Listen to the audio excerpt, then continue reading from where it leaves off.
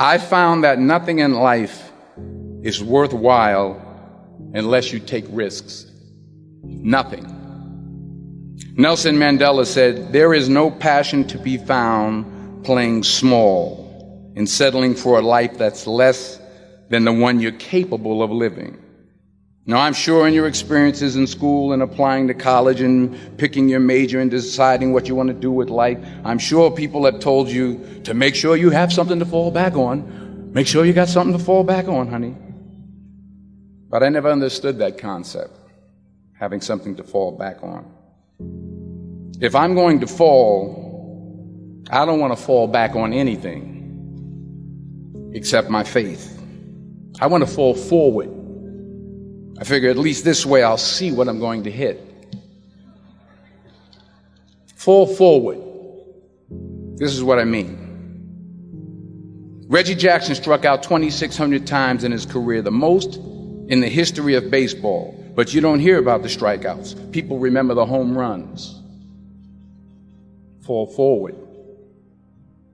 Thomas Edison conducted 1,000 failed experiments. Did you know that? I didn't know that. Because the 1,001st was the light bulb. Fall forward.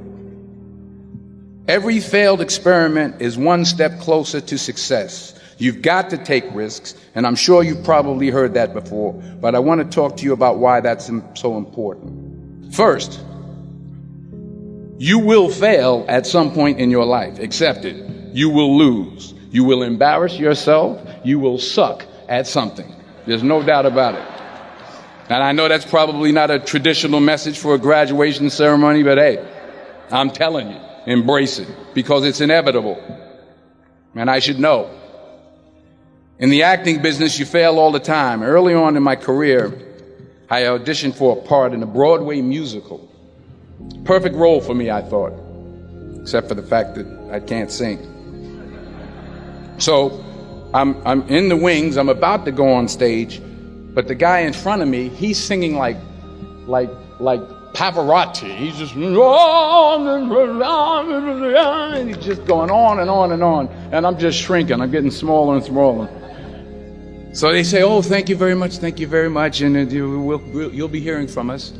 So I come out with my little sheet music, and it was Just My Imagination by the Temptations. That's what I came up with. So I hand it to the accompanist, and she looks at it and looks at me and looks out at the director and was like, "Nice." So I start, I'm going to sing. I'm like, "It's just my imagination once again, and then coming away with me." And I'm not saying anything, so I'm thinking I'm getting better. So I just start getting into it. It was just my running. This, thank you very much, Mr. Washington. Thank you. So I assumed I didn't get the job. But the next part of the audition, he called me back. The next part of the audition is the acting part of the audition. Now I'm like, hey, okay, maybe I can't sing, but I know I can act. So they pair me with this guy, and again, I didn't know about musical theater. And musical theater is big, so they can reach everyone all the way in the back of the stadium. And I'm more from a realistic, naturalistic kind of acting where you actually talk to the person next to you. So I don't know what my line was. My line was, "Well, hand me the cup." And his line was, "Well, I will hand you the cup, my dear. The cup will be there to be handed to you." I said, "Oh, okay." "Well, should I give you the cup back?" "Oh, yes, you should give it back to me, because you know that is my cup and it should be given back to me." I didn't get the job. But here's the thing. I didn't quit. I didn't fall back. I walked out of there to prepare for the next audition, and the next audition, and the next audition. I prayed. I prayed, and I prayed. But I continued to fail, and fail, and fail. But it didn't matter, because you know what? There's an old saying, you hang around the barbershop long enough, sooner or later you're going to get a haircut. So you will catch a break, and I did catch a break. Last year, I did a play called Fences on Broadway. Someone talked about it. Won the Tony Award. And I didn't have to sing, by the way. But here's the kicker. It was at the Court Theater. It was at the same theater that I failed that first audition 30 years prior. The point is, every graduate here today has the training and the talent to succeed. But do you have the guts to fail? Here's my second point about failure. If you don't fail, you're not even trying. I'll say it again. If you don't fail, you're not even trying. My wife told me this great expression. To get something you never had, you have to do something you never did. Les Brown's a motivational speaker. He made an analogy about this. He says, imagine you're on your deathbed, and standing around your deathbed are the ghosts representing your unfulfilled potential. The ghost of the ideas you never acted on. The ghost of the talents you didn't use.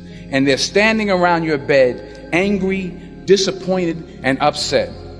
They say, we came to you because you could have brought us to life, they say.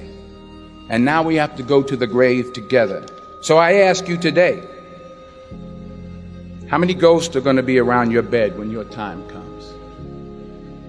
You've invested a lot in your education, and people have invested in you. And let me tell you, the world needs your talents, man, does it ever. I just got back from Africa like 2 days ago, so if I'm rambling on, it's because I'm jet lagged. I just got back from South Africa. It's a beautiful country, but there are places there with terrible poverty that need help. And Africa is just the tip of the iceberg. The Middle East needs your help. Japan needs your help. Alabama needs your help. Tennessee needs your help. Louisiana needs your help. Philadelphia needs your help. The world needs a lot, and we need it from you. We really do. We need it from you young people. I mean, I'm not speaking for the rest of us up here, but I know I'm getting a little grayer. We need it from you, the young people. So you got to get out there. You got to give it everything you got, whether it's your time, your talent, your prayers, or your treasures. Because remember this, you will never see a U-Haul behind a hearse. You will never see a U-Haul behind a hearse. You can't take it with you.